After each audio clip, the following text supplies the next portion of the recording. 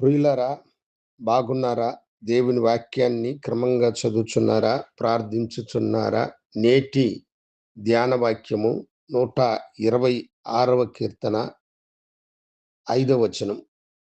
కన్నీళ్లు విడుచుచు విత్తువారు సంతోష గానముతో పంట కోసెదరు. కన్నీళ్లు విడుచుచు విత్తేటువంటి వారు సంతోషముతో పంట కోసెదరు అని దేవుని మాట మనకు తెలియచేస్తున్నది. ఒక ఊర్లో ఒక రైతు కూలి ఉండేవాడంట. అతడు ఎంత కష్టపడినా తన ఇంటికి కావలసిన ఆర్థికము దొరకక వేదనతో ఉండేవాడు. ఒకసారి ఒక పెద్దాయన ఆయన గృహానికి వచ్చి, "ఒరేయ్ పిచ్చివాడా! నీకు కొంత భూమి ఉన్నది. కానీ అది బీడుపడి రాళ్ళు రప్పలతో తుప్పుపట్టి ఉన్నది.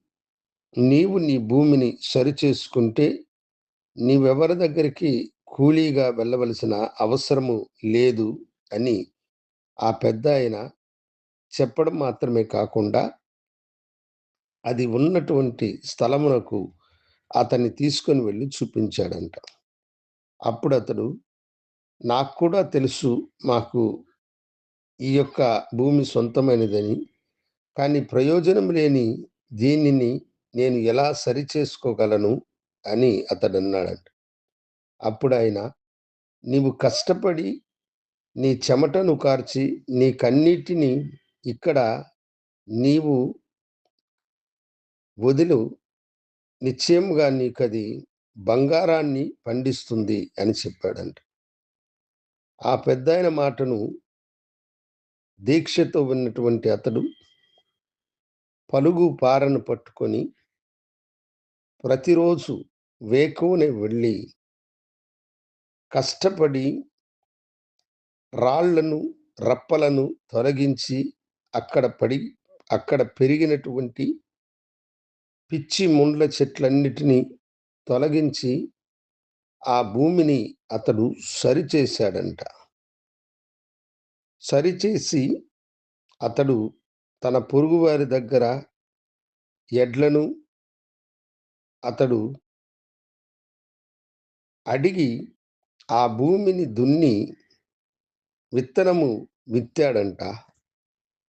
అతని కన్నీటికి ఫలితముగా అనేక దినములుగా అది బీడుపడ్డ భూమి గనుక సమృద్ధిగా పండి అతనికి రెట్టింపైన లాభమునిచ్చిందంట.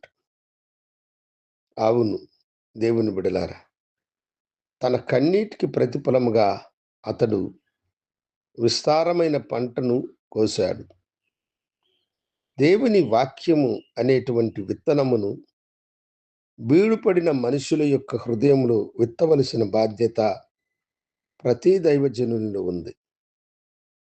ఆత్మల కొరకై ప్రక్కనున్నటువంటి మనుషుల వైపు, సంఘాల వైపు మనము చూడక, బీడుపడినటువంటి వారిని, యేసుని ఎరగనటువంటి వారి యొక్క హృదయములో దేవుని వాక్యమనే విత్తనము విత్తినట్లయితే, దైవజనుడా, నీవు విస్తారమైన పంటను కోసి నీ సంఘము కలకలలాడునట్లుగా దేవుడు చేయును.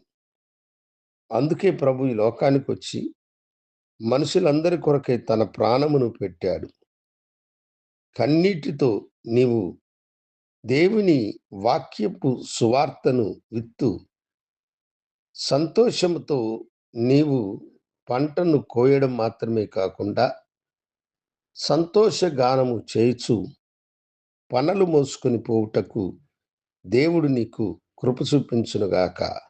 ప్రార్థించుకుందాం. గనుడా, నీకు వందనాలు.